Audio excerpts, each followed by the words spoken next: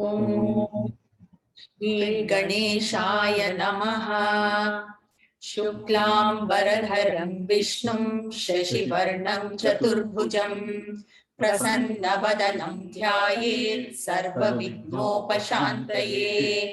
नारायणं पद्मभुवं वसिष्ठं शक्तिं च तत्पुत्रपराशरं च व्यासं शुकं गौडपदं महान्तं गोविन्दयोगीन्द्रम् अथ अस्य शिष्यं श्रीशङ्कराचार्यम् अथ अस्य पद्मपादं च हस्तामलकं च शिष्यम् तं तोटकं वार्तिककारम् अन्यान् अस्मद्गुरून् सन्ततम् आनतोऽस्मि। ॐ सहना भवतु सहनौ भुनक्तु सह वीर्यं करवावहै तेजस्विनावधीतमस्तु मा विद्विषावहै। ॐ शान्ति शान्ति शान्तिः। ॐ पार्थाय प्रतिबोधितां भगवता नारायणेन स्वयं व्यासेन ग्रथितां पुराणमुनिना मध्ये महाभारतम् अद्वैतामृतवर्षिणीं भगवतीम् अष्टादशाध्यायिनीम् अम्ब त्वामनुसन्दधामि भगवद्गीते भवद्वेषिणी। नमोऽस्तु ते व्यासविशालबुद्धे पुल्लारविन्दायतपत्रनेत्र येन त्वया भारततैलपूर्णः प्रज्वालितो ज्ञानमयः प्रदीपः प्रपन्नपारिजाताय स्तोत्रवेत्रैकपाणये ज्ञानमुद्राय कृष्णाय गीतामृतदुहे नमः। सर्वोपनिषदो गावो दोग्धा गोपालनन्दनः पार्थो वत्सः सुधीर्भोक्ता दुग्धं गीतामृतं महत्। वसुदेवसुतं देवं कंसचाणूरमर्दनं देवकी परमानन्दं कृष्णं वन्दे जगद्गुरुं। भीष्मद्रोणतटा जयद्रथजला गान्धारनीलोत्पला शल्यग्राहवती कृपेण वहनी कर्णेन वेलाकुला अश्वत्थाम विकर्णघोरमकरा दुर्योधनावर्तिनी सोत्तीर्णा खलु पाण्डवैरणनदी कैवर्तकः केशवः। पाराशर्यवचः सरोजममलं गीतार्थगन्धोत्कटं नानाख्यानककेसरं हरिकथा सम्बोधनाबोधितम्। लोके सज्जन षट्पदैरहरहः पेपीयमानं मुदा भूयात् भारत पंकजं कलिमल प्रध्वंसिन श्रेयसे। मूकं करोति वाचालं पंगुं लङ्घयते गिरिं यत्कृपातमहं वन्दे परमानन्दमाधवम्। यं ब्रह्मा वरुणेन्द्ररुद्रमरुतः स्तुन्वन्ति दिव्यैस्तवैः वेदैः साङ्गपदक्रमोपनिषदैः गायन्ति यं सामगाः। ध्यानावस्थिततद्गतेन मनसा पश्यन्ति यं योगिनो यस्यान्तं न विदुः सुरासुरगणाः देवाय तस्मै नमः। अथ नवमोऽध्यायः राजविद्या राजगुह्ययोगः। श्रीभगवानुवाच सततं कीर्तयन्तो मां यतन्तश्च दृढव्रताः नमस्यन्तश्च मां भक्त्या नित्ययुक्ता उपासते ज्ञानयज्ञेन चाप्यन्ये यजन्तो मामुपासते एकत्वेन पृथक्त्वेन बहुधा विश्वतो मुखम् अहं क्रतुरहं यज्ञः स्वधाहमहमौषधम् मन्त्रो ममहमैवाज्यम् अहमग्निरहं हुतम् पिताहमस्य जगतो माता धाता पितामहः वेद्यं पवित्रमोङ्कारः ऋक्सामयजुरेव च गतिर्भर्ता प्रभुः साक्षी निवासः शरणं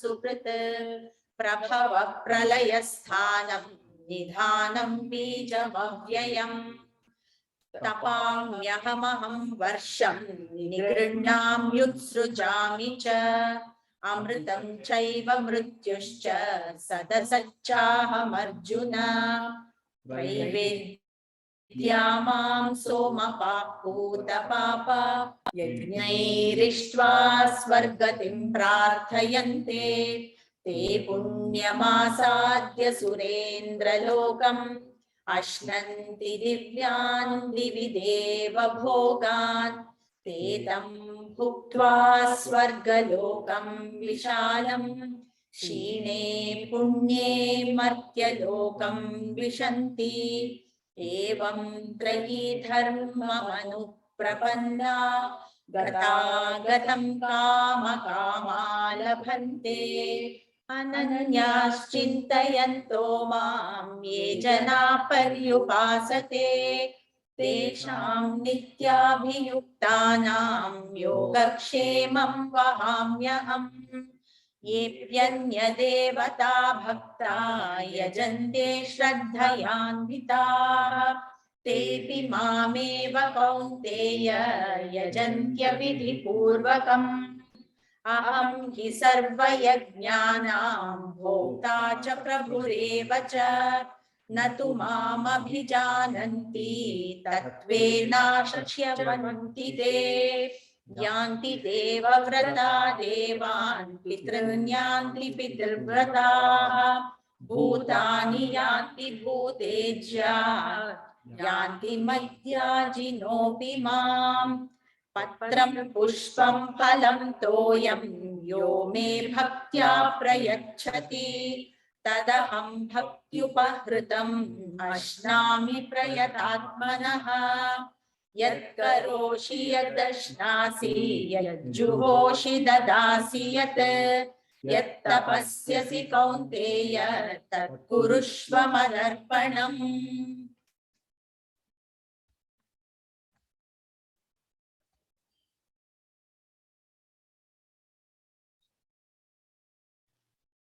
Sadhu Sri Lakshmi, that's good. All right.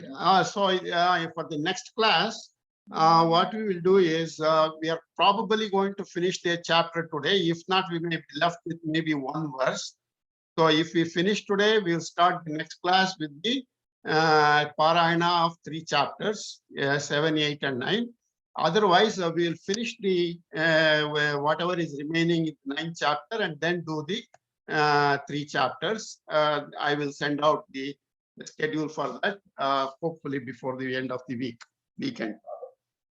So we have been studying the nature of worship and the nature of the phala that comes out of it. If I do the worship as I am doing, I identify I means as the body and mind.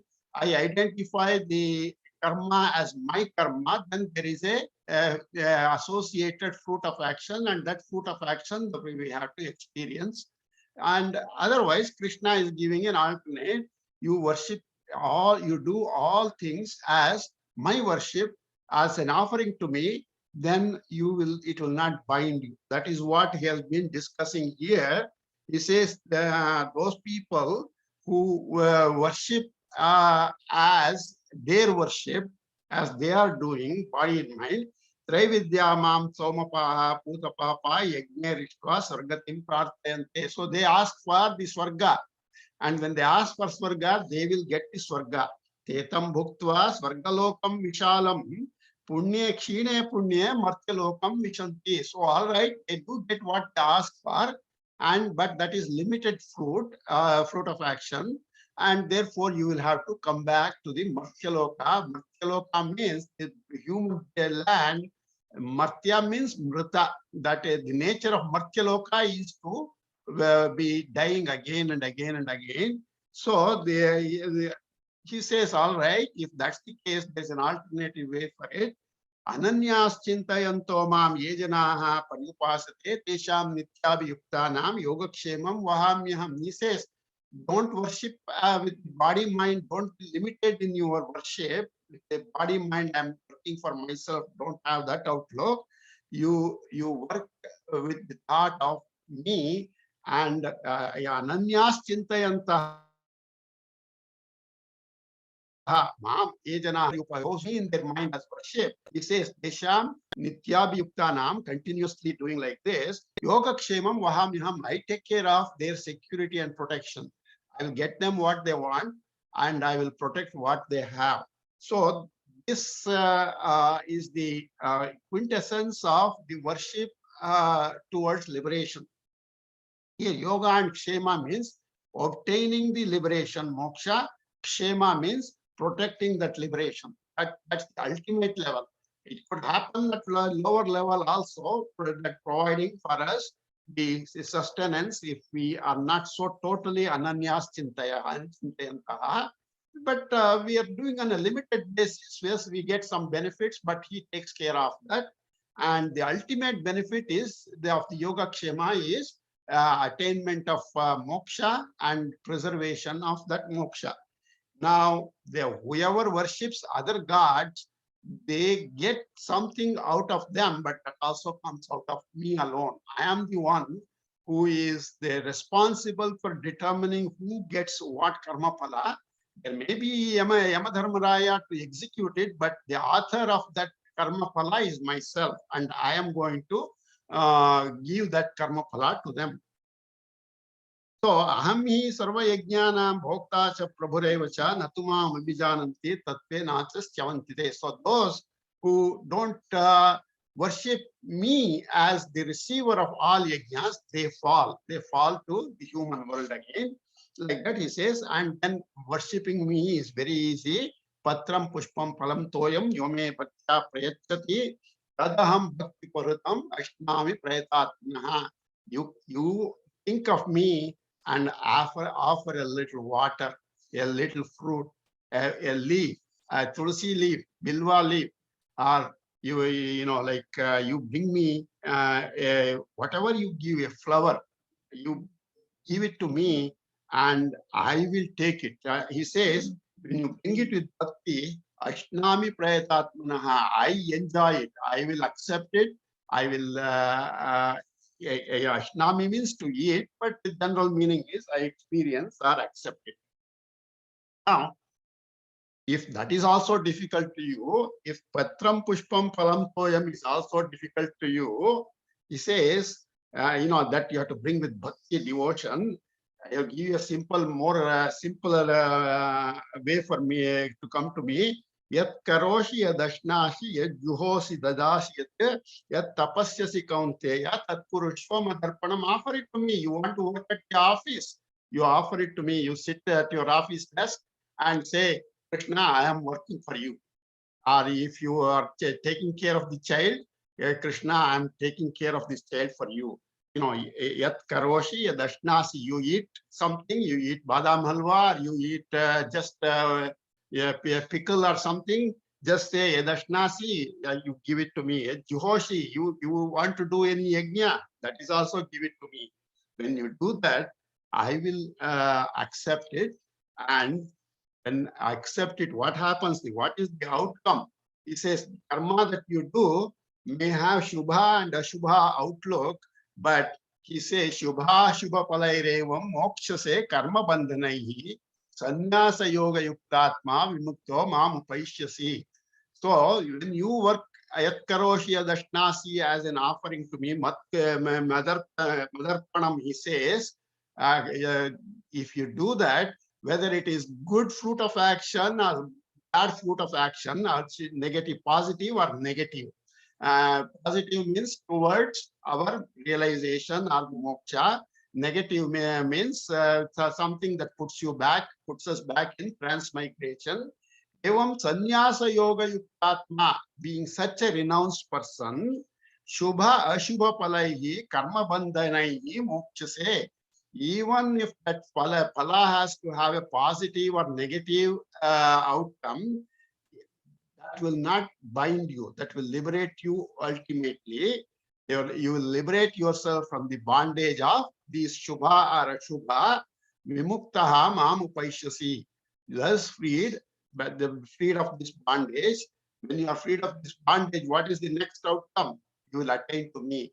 Mam upaishyasi, you will attain to me. So consequently, all the bondage that is coming out of good or negative outcomes of our actions, that will be nullified, Krishna says. All those outcomes, Shubha, Ashubha, that will be nullified, that will be washed out because you have offered it to me. I have the ability to see, he is a liberated person. So it doesn't bother me when you offer it to me and I consume it. That is not an action on my part, but the benefit is to you also, that you will not be subject to the positive or the negative fruits of action that come out of such actions offered to me. So, with different activities, we know, give rise to different fruits of action, and they fall into two categories: Shubha and Ashubha. Good or desirable fruits of action, bad or undesirable fruits of action. Be it from my perspective or from the Lord's perspective, it does not matter. Good and bad is only relative. So whatever that be, once it is being nullified by the Lord, it loses its power or potency of good or bad. So which both enhance this good or bad karma or fruits of action. If I don't offer it to the Paramatma, it will increase elongate the longevity of the transmigration. It will enhance the longevity of the transmigration. That means I should take so many more lives. But when it is offered as a fruit to the Lord, that my transmigration is not going to be affected. Is not going to be affected by the transmigratory effects. So, in offering a leaf or a fruit, etc., what is the outcome? The devotee is relieved of these fruits of action, because it is not his karma. See, when you offer it to the Lord, the body, mind are only the means. Body, mind are not the ultimate one. So the body, mind is the means, and therefore that attitude, that emotional attitude he brings to the karma, the kind of living, giving it as an offering to the Lord, is called sannyasa yoga. Sannyasa is renunciation. So renunciating everything that I do, renunciating it to the Lord, that becomes the sannyasa yoga. Offering everything to the Lord is the renunciation, and the offering itself becomes a yoga. Now there are two things: you do the karma and you do the offering. So the offering that you give to the Lord becomes a yoga, and therefore that yoga, what it erases the good or bad effects of it, and that state of offering everything to the Lord, or that karma of offering everything to the Lord, is sannyasa yoga. The action of offering to the Lord is sannyasa yoga. So when a person offers this to the Paramatma, then the fruits of action are like roasted seed. The roasted seed does not germinate. Therefore, Krishna is giving that wonderful advice to us: offer all karmas and fruits of karma to Krishna, and therefore they will not produce transmigratable fruits. They are only destroyed as even the karma is undertaken. There is no outcome of that karma. Now, if you engage for your sake, what happens? It will be like a raw seed. A raw seed is has the potential to be growing into a tree, and therefore it pushes you into transmigration. They're renouncing all karmas to Lord. This is the yoga, the yoga of sannyasa. We have come through so many karma yoga, dhyana yoga, and here he is giving another good advice, important advice. You practice sannyasa yoga. You do in your work, you have to do any work because as long as the body is existing, you have to do the work. But do that karma as an offering to me, then it becomes sannyas yoga. So this offering to the Lord is a mental action. It is not a physical action. So mind associated with this yoga of renunciation is sannyasa yoga yuktatma. So this person who is offering all his actions to the Lord, he is a sannyasa yoga yuktatma. He is associated with the sannyasa yoga. Yukta is associated. So sannyasa yoga yuktatma, a person engaged in the yoga of renunciation to the Lord. And such a person is called a sannyasa yoga yuktatma. And what he says, sannyasa yoga yuktatma, vimuktaha, he becomes liberated. So one will get relief from ownership. By giving up ownership, he gets a relief, and the relief is moksha. So as a service to the Lord, every action if we do, then he becomes a very, very full-fledged sannyasa yoga yuktatma, and that in itself is moksha. That is what the Krishna is telling us. The fruits of renunciation of karma in itself is attaining to the Lord following the dropping of the body or the death. Shubha ashubha palaihi evam. Shubha ashubha phalaihi evam. Mokshase karma bandhanai. Mokshase karma bandhanaihi. Sannyasa yoga yuktatma. Sannyasa yoga yuktatma. Vimuktaha mam upaishyasi. Vimuktaha mam upaishyasi. Shubha shubha palairevam. Mokshase karma bandhanai. Sannyasa yoga yuktatma. Vimukto mam upaishyasi. Shubha shubha palairevam. Mokshase karma bandhanaihi. Sannyasa yoga yuktatma. Vimukto mam upaishyasi. Shubha shubha palairevam. Mokshase karma bandhanaihi. Sannyasa yoga yuktatma. Vimukto mam upaishyasi. But 26 to 28. Patram pushpam phalam toyam. Yo me bhaktya prayachati.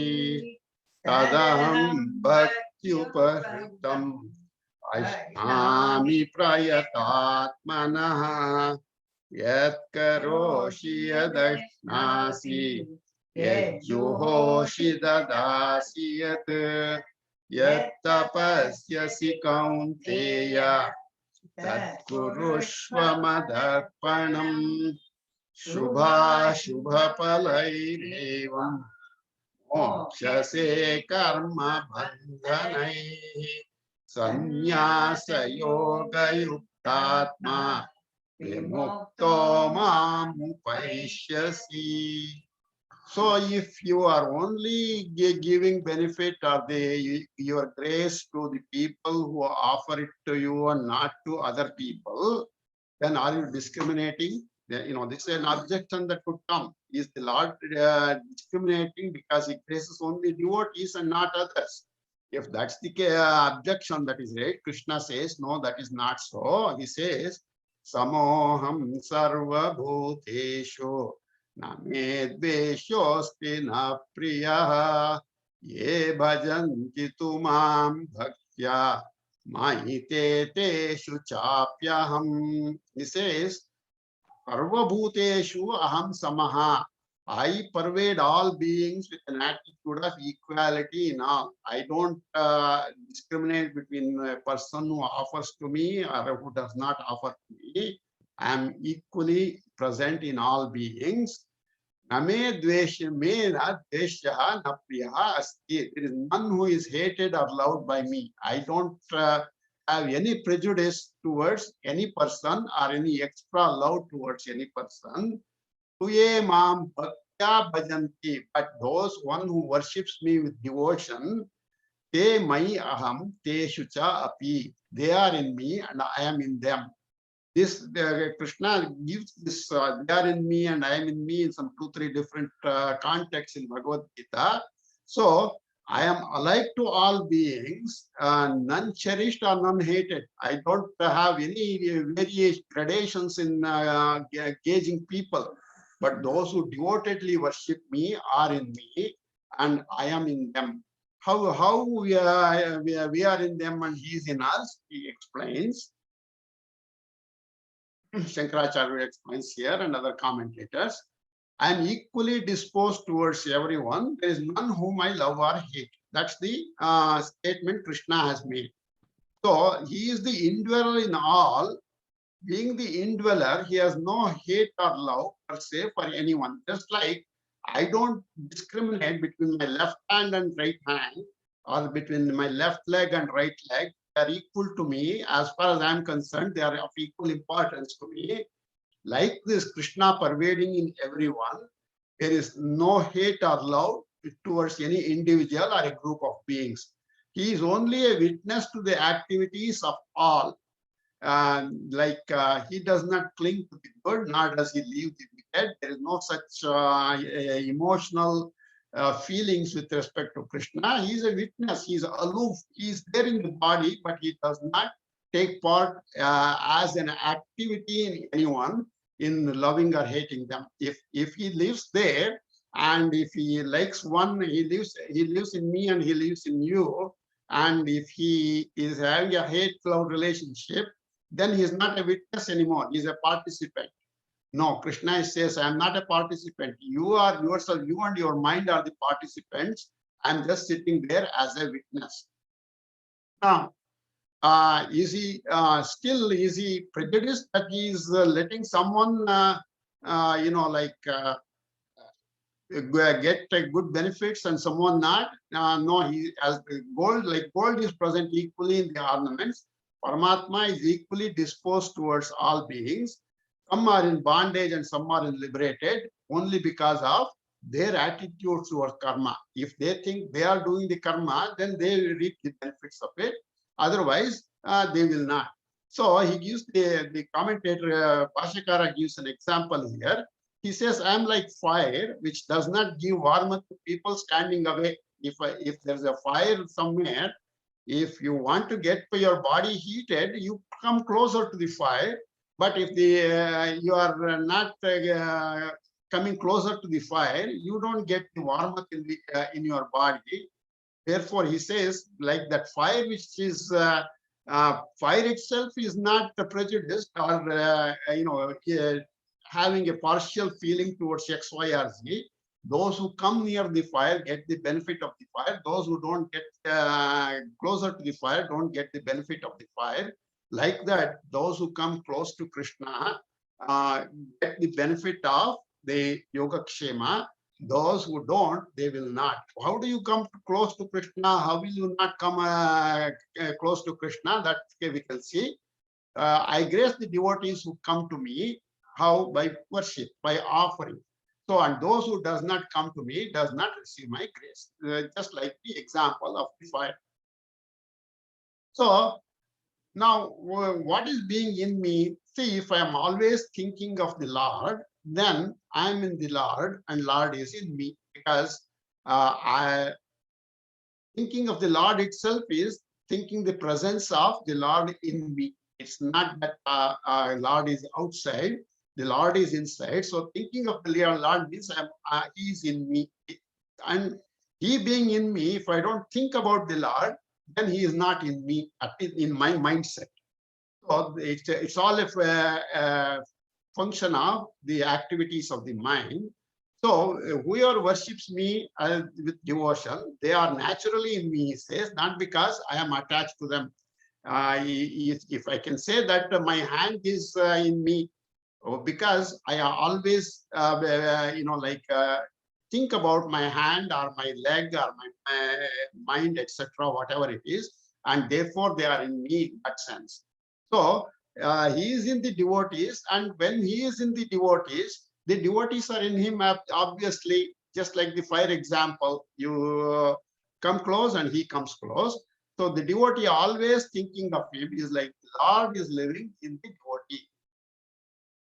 So by always remembering me, and therefore he is in me. And the Lord and the devotee are mutually thinking of each other, and therefore they live in each other. There's a little story some time ago I had heard. See, Narayana and Lakshmi are just relaxing on a swing. Now there is one of Narayana's devotees, a great devotee. Somebody hurt him. Now the Lord suddenly stood, getting off the swing. He stood up, and then after 1 second, he came back to the swing. Lakshmi asked, "Why did you get up like that suddenly, and you are back again?" And then Narayana says, "You know, this my devotee, he was attacked by someone. I wanted to help him, but he took upon himself to protect from that person who hurt him. So I came back because he doesn't need me." So if this devotee thought out that moment Narayana, then Narayana would have gone to help him. But since he took upon himself, there is that ego in there, that to the presence of Narayana, though in him, he did not respond to the presence of Narayana. He responded to the presence of the ego, the body-mind identity, and therefore Narayana came back to sit on the swing. That's an example to say that the devotee is in me, I am in the devotee. So driven by the desire for liberation, if the seeker detaches himself or herself from actions, and that becomes detaching from the actions itself is a purification of the mind, and therefore they get the mind purified and attain liberation through the grace of the Guru. Guru is the God in proxy for everyone. That's why we say Guru Brahma, Guru Vishnu. He is the Guru. Brahma is the Guru, Guru is the Brahma. Vyasaya Vishnu Rupaya, Vyasa Rupaya Vishnave. So they purify the mind and attain liberation through the grace of that Guru, and therefore he always worships me. And their thoughts are always on me. Obviously, I am in them. That is the mutual presence of each the devotee and the Lord in their activities. So this being the case, I am naturally in those devotees who are thinking of me all the time, but those who are not thinking of me all the time, I am not in them. I have no hatred, even that being so, I don't hate them. There is if he doesn't love or hate that person who is not worshipping him, is the Lord limited? You know, is he also some, like we also observe this? If somebody who speaks well to us, we like them and we invite them for social get-togethers, etc. Those who don't, we don't invite them. Now, is the Lord limited like us that way? The example is the space is infinite, but that infinite space is reflected in pure water, but is not reflected in muddy water or dirty water, or it is not reflected on in a wall. So does it mean that the like the space is not even there? No, it's not like that. The space is not showing any prejudice towards the pure water. It's the nature of the water or the wall that prevents, impedes the recognition of the presence of the Lord, whereas the pure water has the ability to to experience the space of the sun in it, and that is the presence of the Lord. In that sense, a pure mind, the God is reflecting in that, and an impure mind, the Lord is not reflecting. So the space does not experience limitation by the dirty water, space, or even the sun for that matter. And so the Lord does not experience any limitation by not reflecting in an impure mind. It's only the Lord is Lord unaffected, but in a person who has a pure mind, he gets reflected. That is, the presence of the Lord is felt in that person. So the Lord is manifested in that person of a pure mind. Samaha aham sarva bhuteshu. Samaha aham sarva bhuteshu. Ame dveshyaha asti na priyaha. Name dveshyaha asti na priyaha. Ye bhajanti tumam bhaktya. Ye bhajanti tumam bhaktya. Maite teshu chapi aham. Maite teshu cha api aham. Samoham sarva bhuteshu. Name dveshyosti na priyaha. Ye bhajanti tumam bhaktya. Maite teshu chapyaham. Samoham sarva bhuteshu na me dveshyosti na priyaha.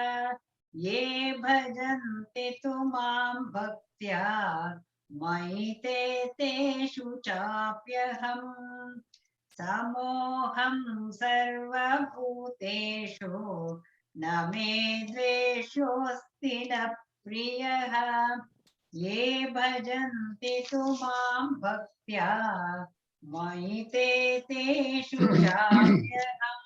22 to 20, not 22, 27, 27 to 29. Yat karoshi yadashnasi, yat juhoshi dadasi yat, yat tapasyasi kaunteya, pushvamadarpanam. Shubha shubha palaireva mokshase karma bandhanai sannyasa yoga yuktatma vimukto mamupaishyasi samoham sarva bhuteshu na me deshosti na priyaha ye bhajanti tumam bhaktya maite teshu chapyaham. Now, if this being the case, then that person who does not think of the Lord, is he lost forever? Krishna says, now you listen to the glory of what devotion can do. People who devote to me, what that can do to them, you see here now, he says, apiche suduracharo bhajate mamananya bhak sadhureva samantavyaha samyak vyavasito hi saha. He says, suduracharaha chetapi. Durachara is one who is practicing wicked activities. Durachara means one who is practicing the most wicked activities. Even that Sudurachara, the most wicked person, Mam Ananya Bhak Bhajate, worships me with undivided devotion. Sadhuhu eva samantavyaha. He is to be recognized as a saint itself. Samyak Vyavasitaha hi saha, because he has the right discriminative disposition. He was a wicked person, but something changed in him. He started devotion towards me and has graduated to the level of undivided devotion. Such a person is a sadhu. He has to be understood as, recognized as a saint, because he has changed his ways and he has the right discriminative disposition at this time. So even the most sinful conduct, a person who is practicing that and undeviatingly worships me, he must be recognized as a righteous person. He has rightly resolved. So even the most degraded person, he worships me with this undistracted devotion. He deserves to be considered an admirable or virtuous, pious person. Now, he was a wicked person, but he over time something, a force of events, certain things happened. He turns his attention towards Krishna. He begins to see the presence of the Lord in him, and then ultimately he develops undeviated devotion to the Lord. So he is a saint. So this, what here is the takeaway is, Lord is not limited to virtuous people alone. Even if someone who is not virtuous, if he should turn towards the Lord, he gets the benefit of the presence of the Lord, just like going closer to the fire, which gives him warm, keeps him warm. So now where is this Sudurachara? Why is it like that? It could be several reasons. A person who is sinful, he could be sinful due to birth or by his actions, whichever it may be. He is also eligible to reach God if he changes his attitude and behavior. So what is required is, what he had thought is the body and mind.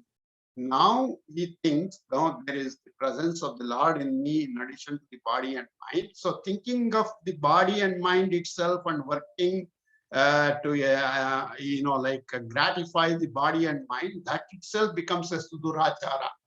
He may not go and steal someone or he may not go and do any harm to other person. But still, he is, from a spiritual perspective, he is not following the right path for spiritual growth.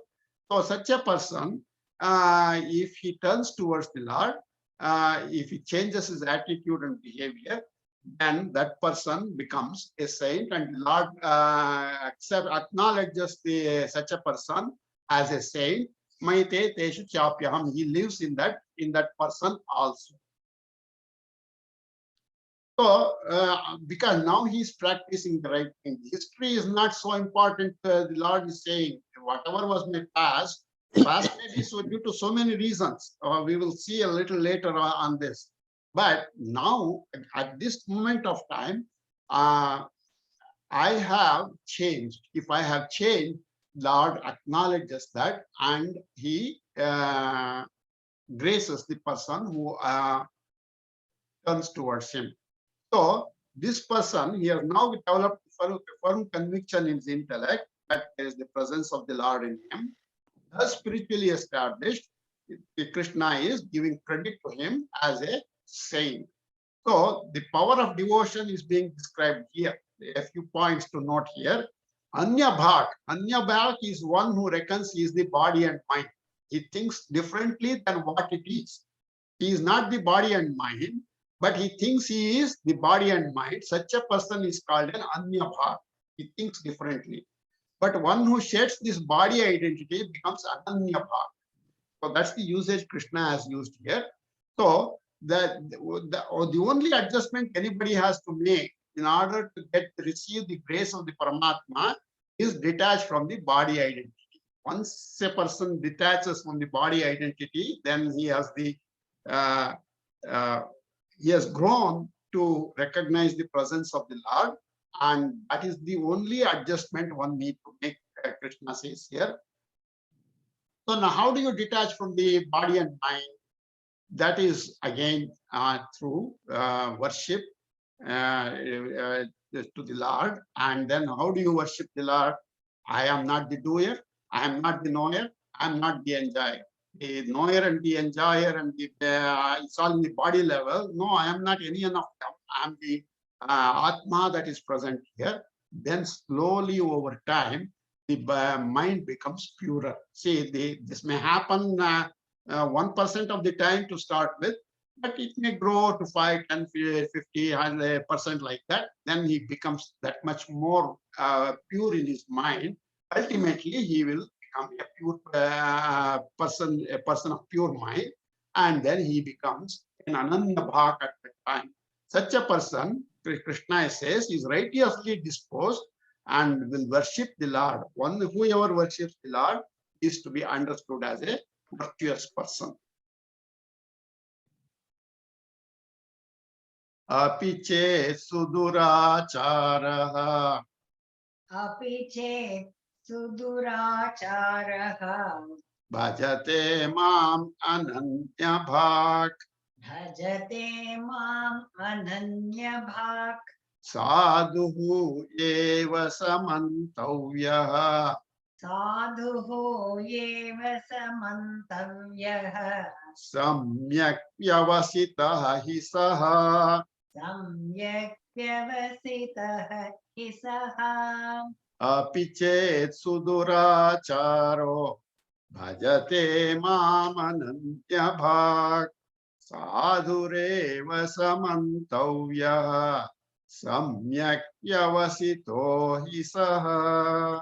अपि चेत् सुदुराचारो भजते मामनन्यभाक् साधुरेव समन्तव्यः सम्यग् व्यवसितो हि सः अपि चेत् सुदुराचारो भजते मामनन्यभाक् साधुरेव समन्तव्यः सम्यग् व्यवसितो हि सः.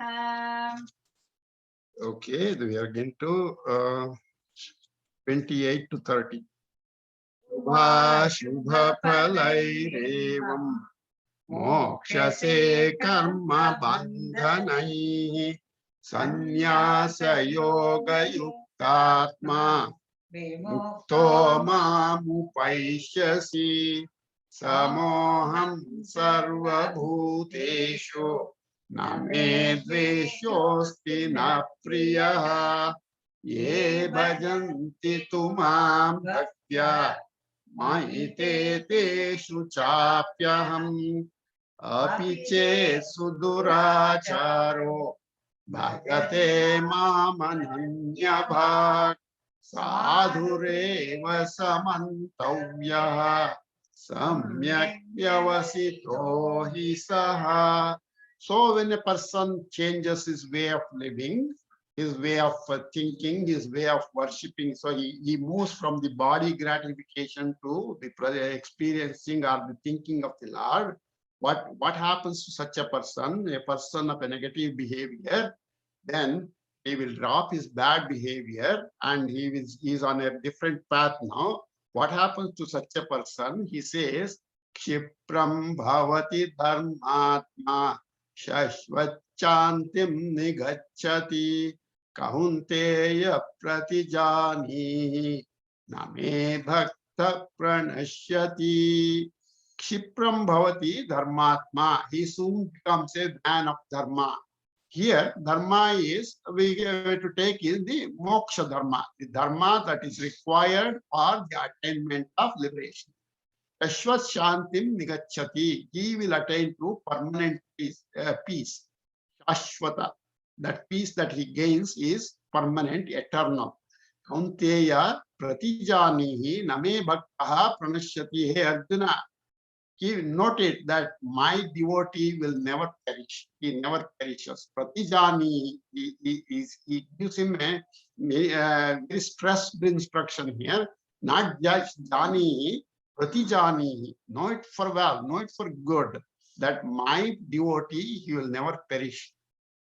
So a devotee who has transformed himself from body identity to the Paramatma identity, he will very soon attain to moksha and he attains to peace.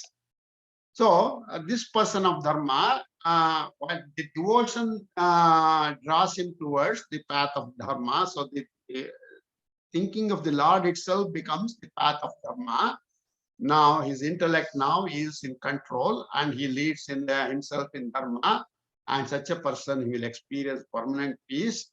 So apiche suduracharo, we saw in the previous verse, even that most wicked person, he soon becomes a person of dharma by the power of the devotion. Devotion has the power to convert the person from going in negative ways to bringing back to positive ways. Arjuna, you listen to the truth and know for certain. Pratijanihi, he said, you know this truth for certain. My devotee who has offered his mind to me will never perish. That's the person is always, see, he has already said, he is in me and I am in him. So when he and they are both mutually present in each other means that is the infinite Atma they are experiencing, and there is no perish for person who has that infiniteness of the Bhuma, that infiniteness in his understanding, in his knowledge. So, person who takes refuge in Krishna, he achieves eternal peace, and that is the assurance that the devotee shall never, that the Lord is giving, that the devotee shall never perish. See, this is the kind of the, warranty statement. Krishna is giving here a warranty to him. You, like you buy a product and they will say, we will, protect this purchase for so many years or something. Krishna says, I will give you protection forever. This is the warranty statement he is making. Now, who is a bhakta? Now, they're from a even from a grammatical analysis, the seeker who is not vibhakta, who is not separated from God, such a person is a bhakta. So such a person, who is a bhakta, he shall not perish. He is not separated from the Lord. Lord is in him and he is in the Lord. That is, we saw that in the previous verse, I think 2 verses before. So maite tepyaham. So that Lord is in him and he is in the Lord. And when the Lord is there, everything, there is no question of perishing at all. So there is the question of perishing. He will not fall. He will not fall into transmigration. Kshipram bhavati dharmatma. Kshipram bhavati dharmatma. Shashvat shantim nigacchati. Shashvat shantim nigacchati. Kaunteya pratijanihi. Kaunteya pratijanihi. Name bhakta pranashyati. Name bhakta pranashyati. Kshipram bhavati dharmatma. Shashvat shantim nigacchati. Kaunteya pratijanihi. Name bhakta pranashyati. Kshipram bhavati dharmatma. Shashvat shantim nigacchati. Kaunteya pratijanihi. Name bhaktah pranashyati. Kshipram bhavati dharmatma. Shashvat shantim nigacchati. Kaunteya pratijanihi. Name bhaktah pranashyati. 29 to 31. Samoham sarvabhuteshu me dveshosti na priyaha ye bhajanti tumam bhaktya mayite teshu chapyaham api chet suduracharo bhajate mamananya bhak sadhureva samantavyaha Samyak Vasito hi saha Kshipram bhavati dharmatma shashvachantim nigacchati kaunteya pratijanihi name bhakta pranashyati. The next two verses are made kind of controversial in today's world, and the controversy is there only if this controversial feeling could come only if you take this and the next verse in itself. But when you look at it from the perspective of the entirety of Bhagavad Gita, it is easy to understand the flow, how this is happening. Now we will study these two verses together. Mam hi partha vyapashritya yepi syuh papayonaya striyo vaishyasthatha shudra tepi yanti param gatim. Partha, son of Prithu, striyaha vaishyaha shudraha tatha papayonayaha. Women, the merchant class, the Shudra class, and the sinners, ye apisyuhu, whoever they may be, te api mam vyapa ashritya, surrendering in me alone, param gatim yanti, will attain to the supreme state. Now, in the previous verse, he has said apiche suduracharaha, and now he has actually moved up on that ladder. He has mentioned 3 or 4 categories. Even if they surrender to me, they will attain to the supreme state. And then the next verse is what makes it a little more complicated along with that. Kim puna brahmana punya bhakta rajashyastatha anityamasukham lokam imam prapya bhajasvamam. Punaha kim punyaha brahmanaha rajarishyaha bhakta. And what to speak of the virtuous, the brahmana, the saintly kings, and a devotee who will attain to me. Tatha anityam asukam imam lokam prapya. Therefore, having been born in this transient and sorrowful world, mam bhajasva, you worship me incessantly. Now, this has to be taken more so within a previous verse, the last part. Anityam asukam imam lokam prapya. Having been born in this transient and sorrowful world, he's putting Arjuna also in the category of the Papa Yonayaha he described in the previous verse. The relief for that is Mam Bhajasva, you worship me incessantly. Now, this verse, some people look at it as half empty, glass half empty. Some people look at it as glass half full. We'll see how to understand this. Now, before we understand, go to the commentary on this verse, I would like to give a little gradation or how we are come to be where we are today. Every being starts from the lowest single celled animal, amoeba or whatever it is called, creature, to there are 8.4 million varieties of creatures, that 84 lakhs, that is what our Shastras say. So this passage from a single celled amoeba or a creature to the highest level of the 8.4 million animal lives, it happens through a gradation, time scale. Or over a period of time, every creature spends time through this 8.4 million varieties of creatures. Now, at the end of this time scale of 8.4 million creatures, he gets the life of a human being. Now, Mahabharata describes the passage from this once he comes to the human life. Now, the first birth he gets after graduating in the animal world is a Shudra, and Mahabharata says he gets 10 births like this. 10 is just a number. It could be 20, it could be 8, he gets a certain number of Shudra birth.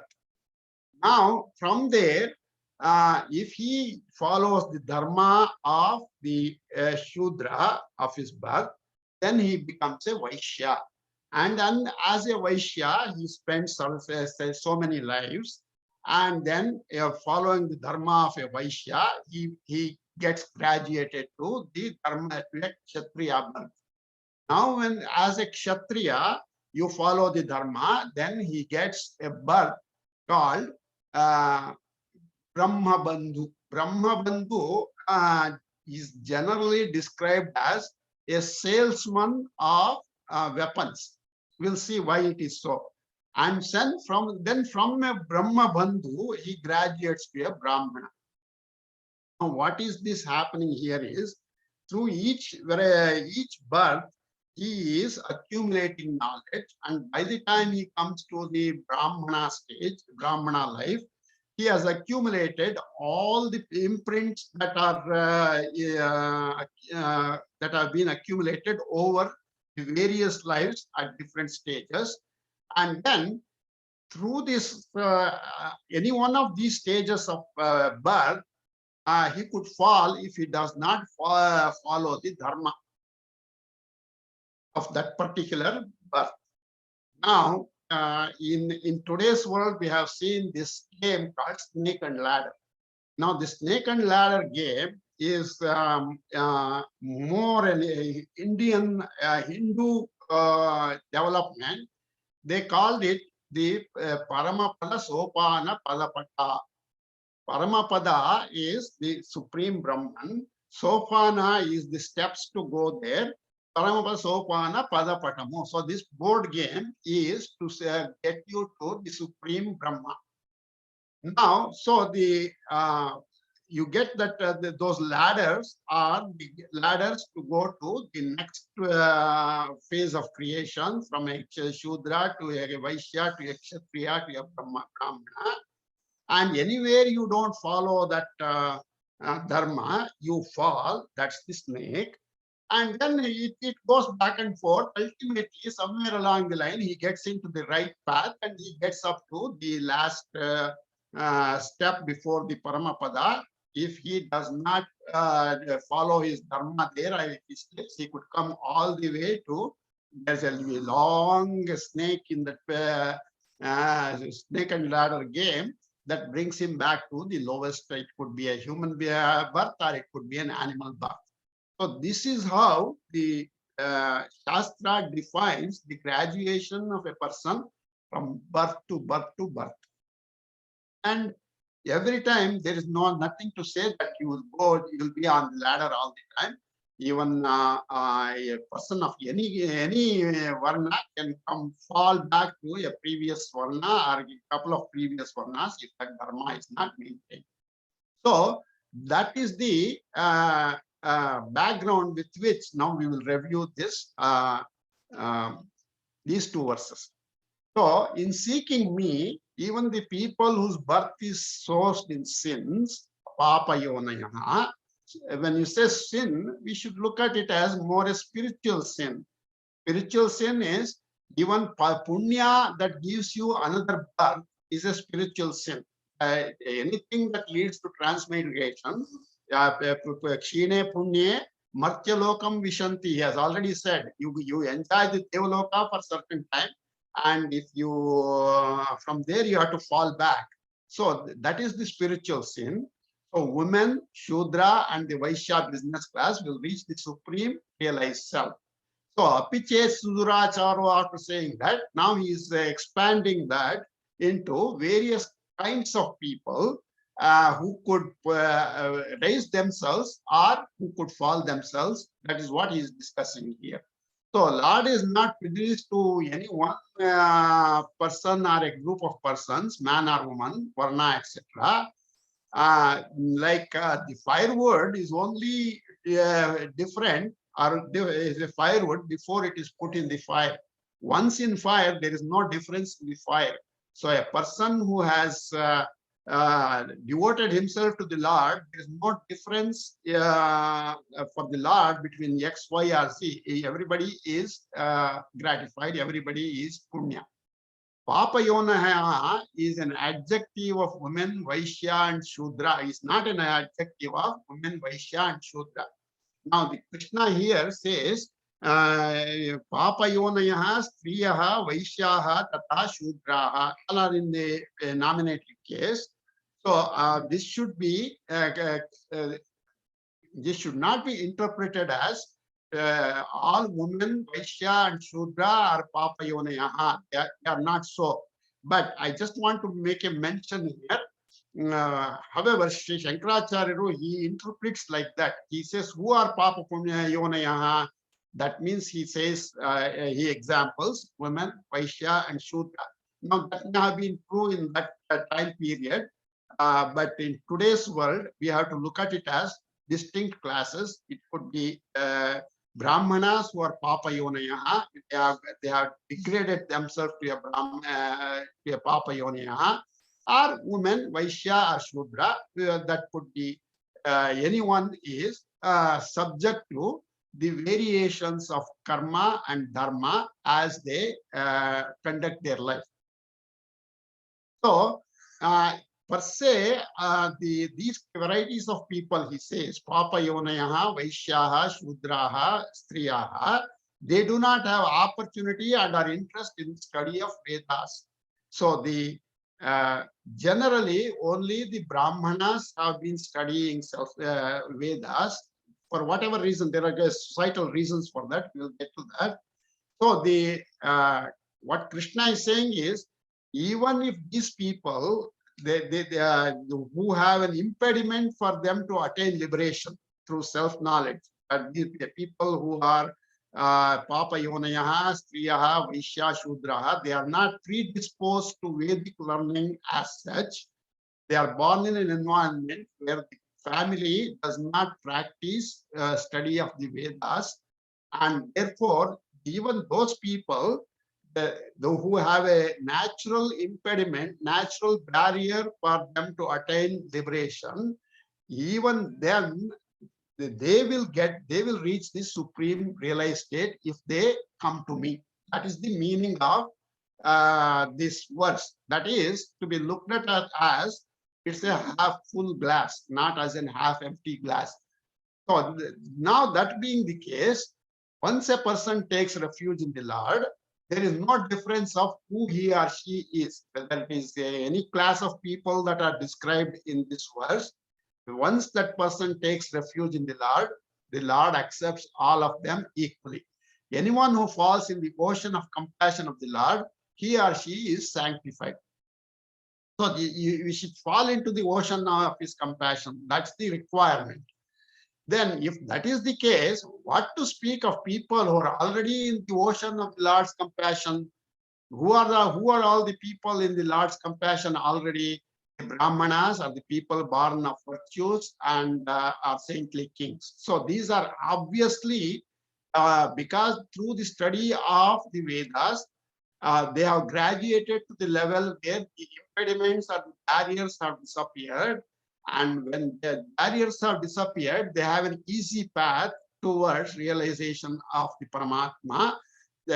So that is the meaning here. The people who are affected with negative births, even if they can be uplifted by the compassion of the Lord, then what to speak of the Brahmanas and the other classes who have no barriers to self-improvement. So the Lord instructs Arjuna, having a human life of misery and impermanency, you worship me to transcend this bondage of transmigration. That's what he says.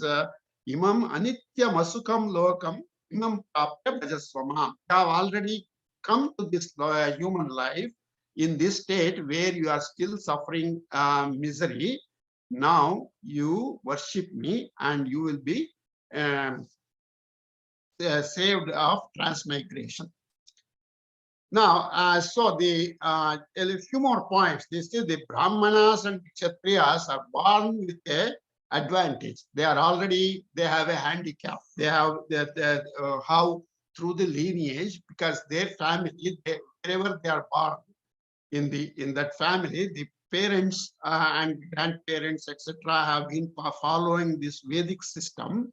So they have a predisposed ability for austerity, for doing tapas and yajna, etc. And it becomes easier for them compared to the other people who are not born as Brahmana or Kshatriya. Now, women, it is stated that there's a bodily disadvantage for women, and that translates to emotional disturbances time to time. So that's an emotional disadvantage per se in the body of a woman. Now, that person also can transcend all the difficulties and come to me. That is what Krishna is saying. And the other aspect is the women are more attached to children and than men. Whether it is good or bad, we will see that. But per se, there is a stronger attachment to children for the mother than the father. Now, it's not that the father may otherwise have other attachments to other activities like sports, money, etc. in today's world. But this is, we are strictly speaking in terms of the barriers that are in there. If the man does not make use of the opportunity he has, he will fall. But the what we are discussing here is the natural barriers. This, if a person overcomes and comes to me, then what to speak of people who don't have the natural barrier. So this attachment to the child is necessary for the growth of the child. Mother is the one who nurtures the child, and the child becomes a useful citizen to the society, and that is a part of the societal organization. Though it is a burden put on the woman, God says that is not a impediment. You can overcome that. He has given them that strength also. So then how about Vaishya? If that's so, the Vaishya class is the one that has to share his wealth with the government, with the society. In our Hindu taxing system, is the Vaishya who is given the opportunity to develop wealth, build wealth, and then he has to pay the tax. The Brahmana is not required to pay tax because the Brahmana is not expected to build wealth. Brahmana has a certain need, and that need has to be fulfilled, and the kings used to take care of that. So there is no taxation for the Brahmanas. I don't know about Kshatriyas, whether they have to pay the tax. I don't know the answer to that. But the Vaishyas were the ones who were the major wealth builders and satisfying the wealth needs of the society. And so they had to part with their earnings with the society, and they also have, even in spite of that is an emotional disturbance for them to share their wealth. Even those people, that emotional disturbance can be overcome if they turn to the Lord. That is the implication. And finally, the Shudra birth is just the first birth, human birth he or she has experienced, has come to take. And he or she is not exposed to any spiritual knowledge to start with. And because of that, there is no responsibility given to Shudra per se, because the Brahmana has the responsibility to promote good societal, peace, maintaining peace in the society. The Kshatriya is given the responsibility to protect the lives and the wealth of people. The Kshatriya Vaishya is given the responsibility to develop wealth. And the Shudra is not given in this hierarchy, is not given any responsibility, but just respond to the needs of the service required by any one of the three. This is how the arrangement was. This arrangement we don't have now. So the reason I went to discuss this is Otherwise, there will be confusion. Like people would always look at this verse and get confused. So I just wanted to discuss what the intent was. And in today's world, a Brahmana is a Vaishya if he, for example, in Swami Paramarthananda, in one of his talks, he said, he discusses Jati Brahmana, Karma Brahmana, and Guna Brahmana. You may be a Jati Brahmana and a Karma Brahmana, but if you are selling Vedas, he says you are a Guna Shudra. In our culture, Vedas are not to be sold. Nobody should charge a fees for teaching Vedas and Upanishads. So there he says, if a Brahmana charges a fees to teach Vedas and Upanishads, such a person should be considered as a Guna Vaishya. So like anybody who does not follow their dharma, they fall.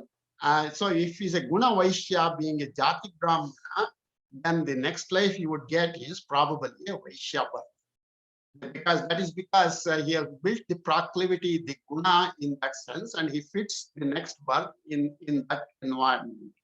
So this is how the Varna system operated. But even as the Varna system operated like this, when it comes to spiritual growth, there is no bar for anyone, there is no impediment for anyone to rise up to reaching the Paramatma. That is the ultimate message of these two verses. I hope I have not hurt anybody in discussing this. It is meant to make a clear understanding of where the society culture was, the societal organization was, and we are removed from that now. That is, that is because I have a theory there also, in the sense that Kali Yuga is adharma, period of adharma. All those people who are who have risen above the adharma, they don't have an opportunity to be born in this Kali Yuga. Kali Yuga, only ordinary people get birth. All those rishis and sages who have attained much more, see, the rebirth has to match the proclivity of the person of the previous birth. So when that happens, they have to wait till the next Treta Yuga, Dwapara Yuga, according to their proclivity, they have to wait till then for birth. So this is the organization of the society with respect to Guna and Karma. With that, let me close the arguments on this or commentary on this. Let's go to. So what he's saying, then what to speak of seekers whose birth is sourced in virtues? That is, if even the people who have barriers to attaining a Paramatma, they can overcome that and Lord will receive them. Then what to speak of the people who have the this burden removed, and they practice this and they will also get to Paramatma. So what to speak of the Brahmanas and saintly kings who have the opportunity to study the Vedas and display the right aptitude in the study of the Vedas. So he says, being so, you worship me, you have already taken birth. Wherever you are in your station today, you worship me, even if you have a barrier, you worship me and you will get to me. So you worship me having attained this human life marked by impermanency, respectable and void of happiness. He says here, Anityam Asukham Lokam Imam Prapya. You have already got it. You worship me.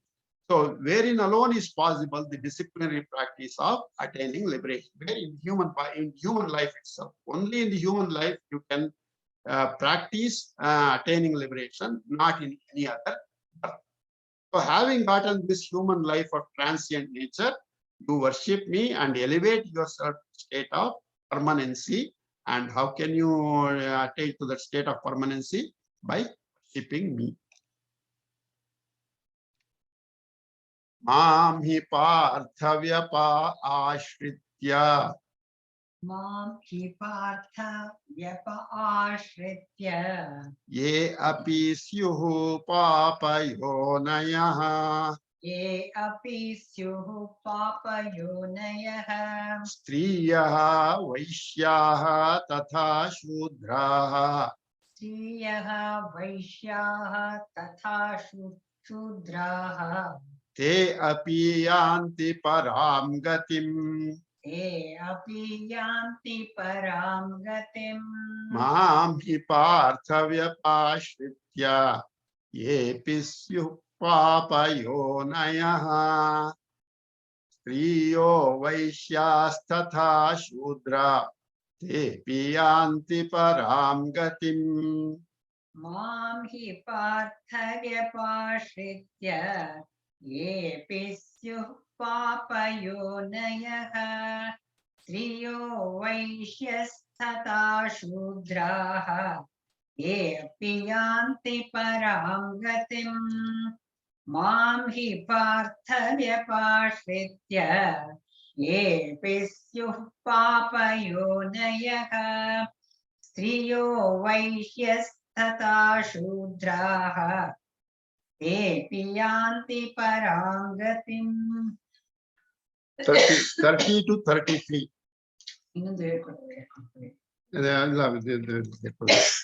अपि चेत् सुदुराचारो भजते मामनन्यभाक् साधुरेव समन्तव्यः सम्यक् व्यवसितो हि सः क्षिप्रं भवति धर्मात्मा शश्वच्छान्तिं निगच्छति कौन्तेय प्रतिजानीहि न मे भक्तः प्रणश्यति मां हि पार्थव्यपाश्रित्य ये स्युः पापयोनयः स्त्रियो वैश्यास्तथा शूद्राः तेऽपि यान्ति परां गतिम् किं पुनर्ब्राह्मणा पुण्याः भक्ता okay, sorry, that's what I made the mistake.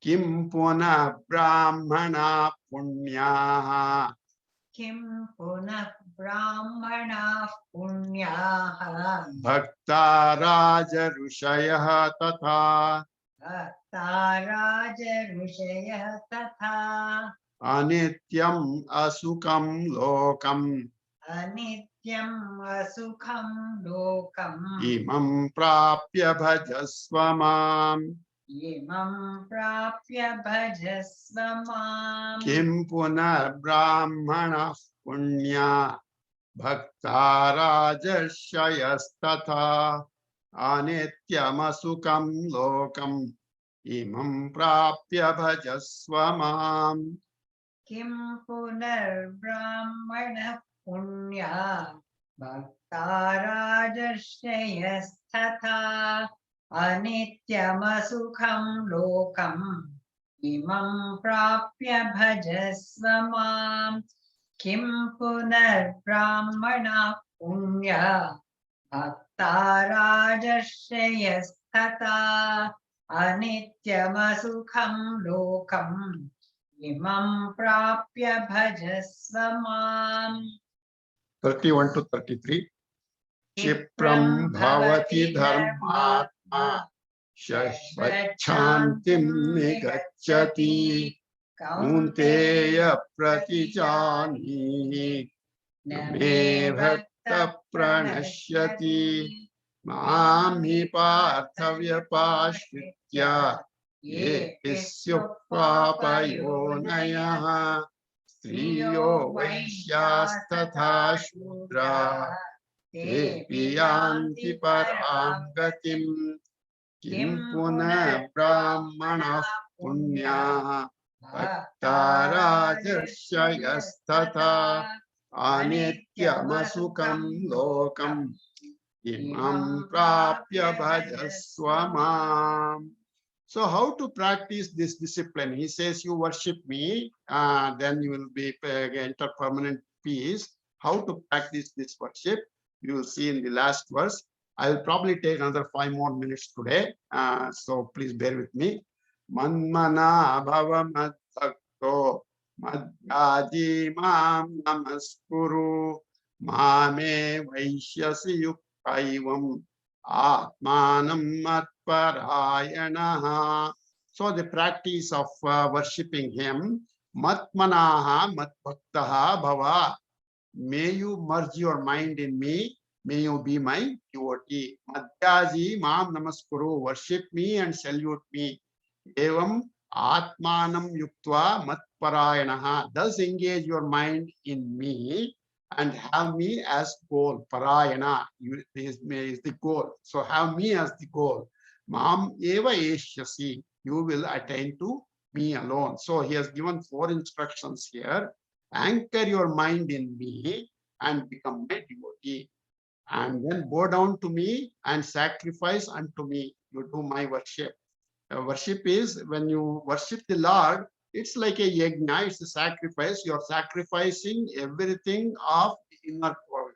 So engaged in this yoga, you will reach me the goal. I am the goal, Prayana. You will reach me.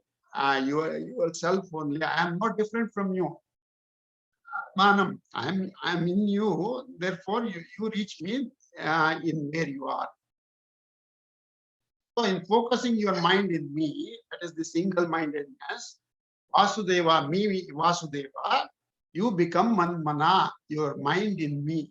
Your mind is always devoted in me, always thinking of me, always all the activities, yat karoshi, yat dashnasi, yat juhosi, dadasiyate, that's what he's saying.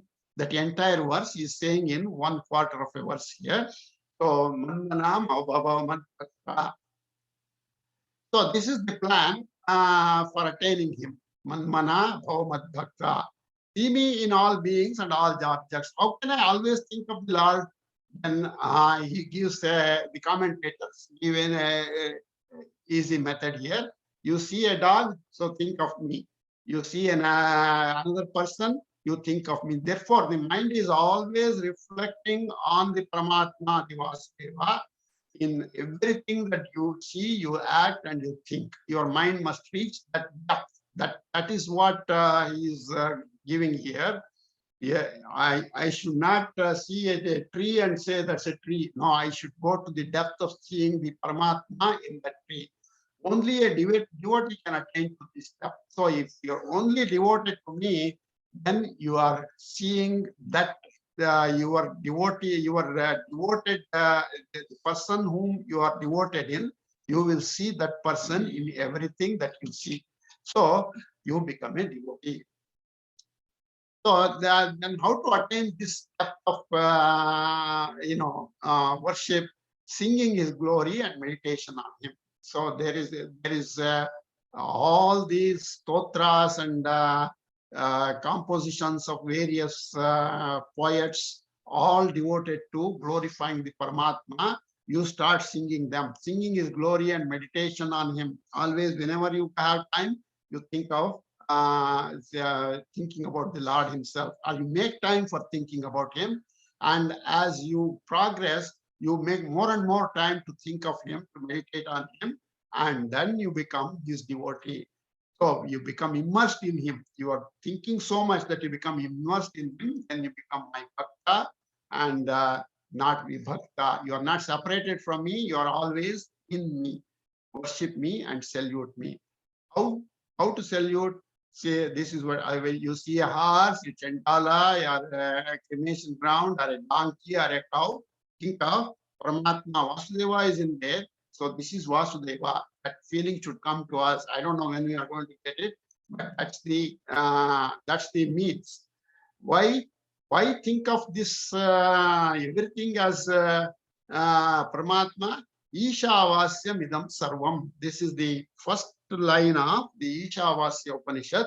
Ishavasya midam sarvam. The entire universe is Ishvara. That is what that Ishavasya Upanishad says, the first statement.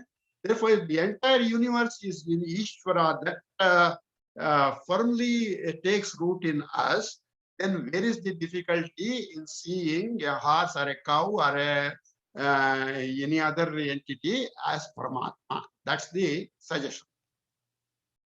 So develop that nature of being always mindfully worshipping me.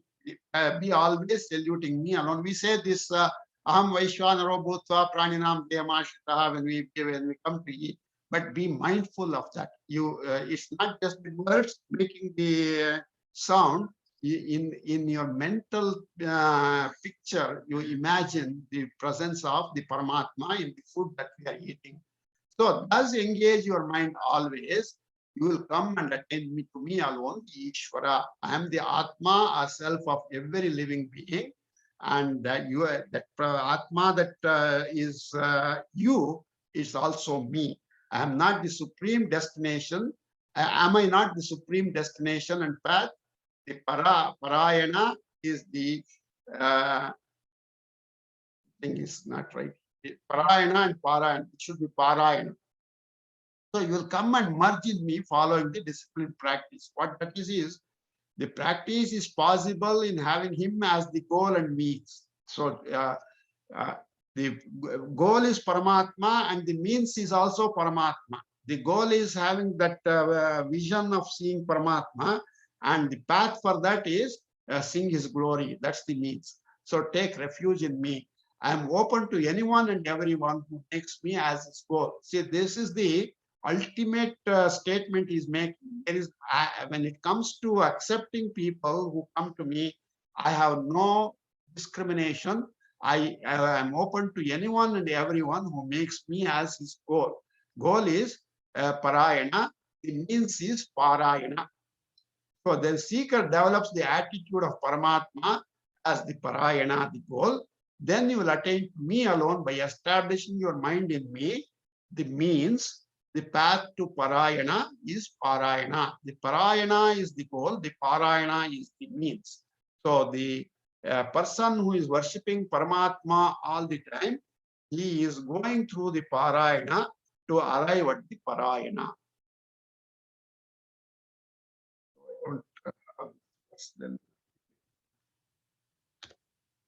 Matmanaha bhava mat bhaktaha. Matmanaha bhava mat bhaktaha.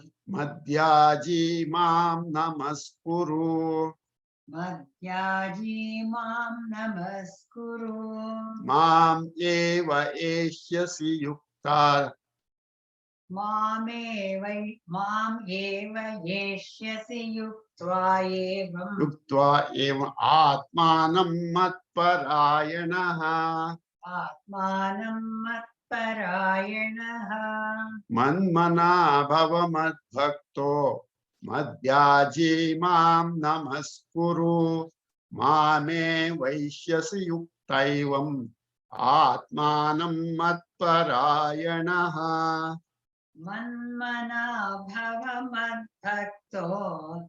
Madhyaji mam namaskuru. Mame vaishyasi yuktaivam. Atmanam matparayanaha. Manmana bhava madbhakto. Madhyaji mam namaskuru. Mame vaishyasi yuktaivam. Atmanam matparayanaha. 32 to 34. Mami parthavyapashritya ye pisyuh papayonayah striyo vaishyastatha shudra ye piyanti param gatim yem puna brahmana punya bhakta rajarshayastata anityamasukham lokam imam prapya bhajasva mam manmana bhava madbhakto madhyaji mam namaskuru mame vaishyasi yuktaivam atmanam matparayanaha. Om tatsaditi Srimad Bhagavad Gitasu Upanishatsu Brahma Vidyayam Yoga Shastre Shri Krishna Arjuna Samvade राजविद्या राजगुह्ययोगो नाम नवमोऽध्यायः। ॐ पूर्णमदः पूर्णमिदं पूर्णात् पूर्णमुदच्यते पूर्णस्य पूर्णमादाय पूर्णमेवावशिष्यते। ॐ शान्ति शान्ति शान्तिः।